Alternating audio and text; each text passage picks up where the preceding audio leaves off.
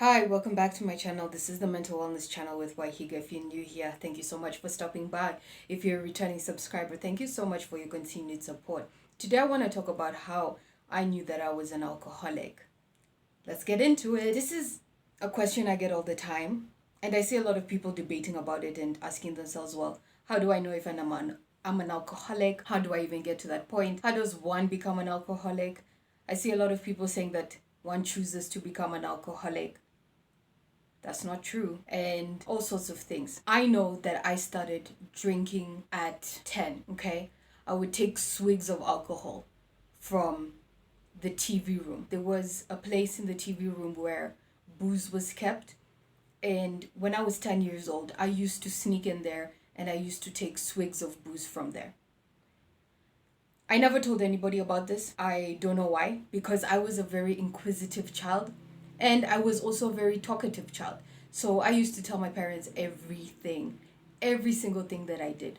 But for some reason, when it came to booze, I never told them about it. And when I used to sneak in these amarulas and the sherry and the port, I used to take a sip and a big gulp, and I would feel so good. So good from the inside out. That was when I was around 10. When I was around 14, I started drinking more socially in terms of going to house parties with friends. And this is the phase now when we're experimenting with friends when you go to house parties and stuff like that. As a teenager, I thought everybody was drinking and that's just a thing to do. I can say that I was very excited to drink. I was very excited to drink. I was the ringleader.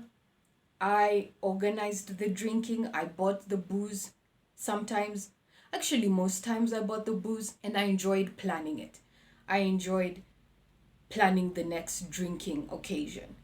If it was 2 weeks from now, if it was a month from now, I enjoyed doing that stuff. I had my first alcoholic blackout when I was 15 years old. And I didn't know that normal drinkers don't drink to that extent. This is a big sign that you could be an alcoholic.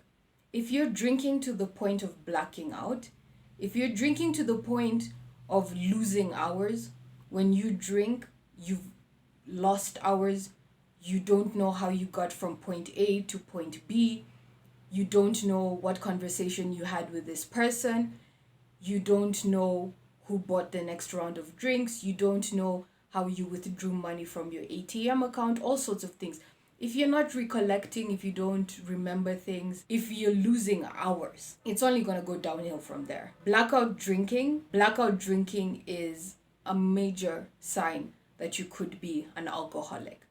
Drinking to the point of inebriation and complete intoxication that your consciousness has left your body, basically, and you're sleepwalking for hours on end. And so I made a solemn oath to myself that I would quit liquor. And that was at the tender age of 15 years old. That's what I said I would do. I'm going to stop drinking. By 17 years old, I started drinking again.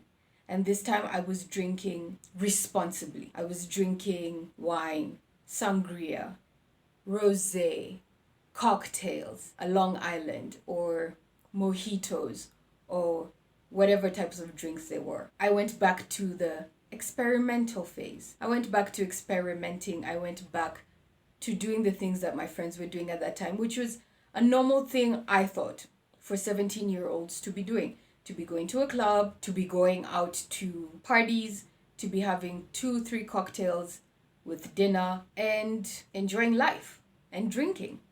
I would also drink ciders, but I completely laid off the hard stuff.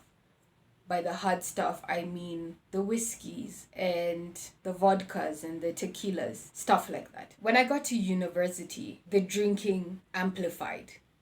It definitely went up. So I noticed myself moving from a social drinker to a more heavier drinker. It progressed in a matter of months because I had a group of girlfriends and we drank every Thursday without fail because Thursday is International Student Night. I mean, everybody knows this. University campuses, Thursday is student night. And the campus I went to on Thursdays, that's when we closed school for the week. So Thursday was basically our Friday. And we drank on Thursdays. I had a rule before I came to university. I had a rule that I would never drink during the week. But when I came to college and the Fridays began on Thursdays, that completely changed. So I started drinking on Thursdays, and we drank every single Thursdays without fail. There are times that I wanted to stop drinking or not go clubbing on Thursdays or not go out on Thursdays, and I would have this internal dialogue with myself, like, maybe we're overdoing it. We need to study, we need to sleep in, we need to take schools more seriously, we need to do that type of thing. But, it would be peer pressure, and it would be like, well, we're in university, this is what we do. You're here to have fun. You're here to also party hard, do school hard. And so I started going out more. By the end of my first year, the girlfriends that I used to hang out with kind of looked at me sideways like, okay, you're going a bit too hard now. And it was harder for me to bring it back. It was harder for me to control myself. It became more acceptable for me to drink on a Wednesday afternoon. It became more acceptable for me to drink on a Saturday afternoon. I didn't feel anything if I drank on a Monday afternoon. And progressively, by my second year, I didn't feel a thing if I missed class because I was in the bar drinking. By the end of my second year, I did not feel bad if I didn't register for courses because I had spent the whole semester drinking in bars. So suddenly, alcohol really became the center of my life. And it happened so sneakily, so insidiously. This was a drink and an activity that we were all doing together. But suddenly, I overtook everyone else. I was like the ringleader again. And in my first year, when I was trying to ring it back and say, whoa, I shouldn't be partying too much. I should be going to the gym. I should be going to basketball practice. I should be going to modeling. I should be acting, I should be studying, I should be going to the library. And my friends at that time were like, yeah, but let's go party instead. Or yeah, let's go drink instead. Now I was the opposite. I was like, yeah, I'm not going to the gym. What's the gym? I'm not doing none of that. I'm not doing school. I'm not class. What is that? I'm just in the bar 24/7. And that is what became my life, to the point that I was getting evicted out of places, to the point where I couldn't live around campus because the crowds that I attracted to my place were just so chaotic. I also couldn't live alone. It was just unmanageable. I couldn't do it. I wasn't cooking for myself. I wasn't cleaning my place up. I was too noisy. I just was not a good tenant. I was not a peaceful tenant. I came with a lot of chaos. And after that, I quit my acting career. I could not act because I could not drink and act at the same time. It got to a point, a pivotal point, where I had to choose between one or the other. And so I chose to drink. So it progressed. And for me, I thank God it progressed quickly. And female alcoholics tend to progress really quickly. From 10 to 15, it wasn't like I was drinking daily. I would binge drink and I would experiment. And then, because I obviously did not have the opportunity to drink daily, my parents were very overprotective, but I still was very sneaky and I got away with a lot of things because they really were very overprotective and they did their best. But I had my own ways. I did my own things. I was very manipulative. And so if I had, because I wasn't allowed to do like sleepovers and stuff like that. So when I would go out for the day, that's when I would do my drinking. And then I'd leave an hour before I get picked up to sober up. That's the type of thing I did. I was a very manipulative child, all in order to accommodate my drinking. And I didn't realize that this was a problem. I just really liked alcohol and I really liked how it made me feel. When I got to university, obviously there's a lot more freedom and you basically run your own life. My first year, I really tried to structure my life and go to gym, play basketball, go to class, and drink only on weekends. But as I said, I couldn't do that. So the drinking got in the way, or rather, school got in the way of my drinking. And so I dropped out of school. Acting got in the way of my drinking. And I love to act. But that also got in the way of my drinking. And so I had to quit acting, and I haven't acted since 2013. And it was just downhill from there, which I actually thank God for, that I didn't spend a lot of time wondering to myself, why is my life like this? Why am I in all the problems I'm in? My life went downhill really quickly. And by really quickly, I mean between 2013 and I got sober in 2017, 2nd of July 2017 is my sobriety date. So 5 years and 7 months. Thank God. That is only by the grace of God. So between those 4 years, I really went down quickly. And I do think I crossed over from being able to handle or control my drinking or being able to leave drinking alone to now alcoholic drinking, where I completely depended on it. And that year was 2013. I do believe that's the year I crossed over into that sort of just, I live to drink and I drink to live. When I woke up in the morning, the first thing I thought about was drinking. When I blacked out at night because I didn't go to sleep, I would always black out. Wherever I blacked out, the last thing on my mind would be, what can I do to get the next bottle? Or where is the bottle? Where did I leave the bottle? When I wake up in the morning again, where did I leave that bottle of last night? Whose glass is that? Because I need that alcohol. It wasn't, oh, okay, we're awake, it's a new day, it's sunny, or it's raining, or I have work, or let me think of the plans that I have for today. Absolutely not. The thoughts in my mind was, great, it's a new day, how am I going to drink? It's a new day, I need money to smoke and drink. That was my life for a very long time. And the instantaneous cravings that I would have when I woke up, that just took over everything. I guess normal people wake up and they crave water because, I don't know, you're dehydrated throughout the night, or you crave coffee or something. I would crave alcohol. Literally, it was a thirst that I had to fulfill. And the thought of alcohol would be in my head until I sat down and I had a drink. Until that thirst was quenched, I could not stop thinking about it. It was an obsession of the mind. I could not stop thinking about it. So I would wake up, open my eyes, and the first thing I'm thinking about is I need to drink because I literally have a thirst for it. I'm craving it. And so I would just leave. I would leave wherever I am if there's no alcohol and go look for alcohol. Whether it's sit with people who are drinking. So what I would normally do is sniff out for cigarettes, because wherever people are smoking, most likely they're people drinking. And I would go and I'd sit next to those people and get acquainted, and sooner or later, drinks would be passed around. And that's how I would start drinking. And the day would go on from there. And that was my life for a really long time. Or you just go and sit at a locals bar around the hood, around your neighborhood, around my neighborhood, which was minimal staggering distance. That is what I used to call it. And sit at a bar and wait for people to come in. Or look at the bartender and ask her with so much pity and desperation in my face, please, can you just bring me a drink and I'll pay you.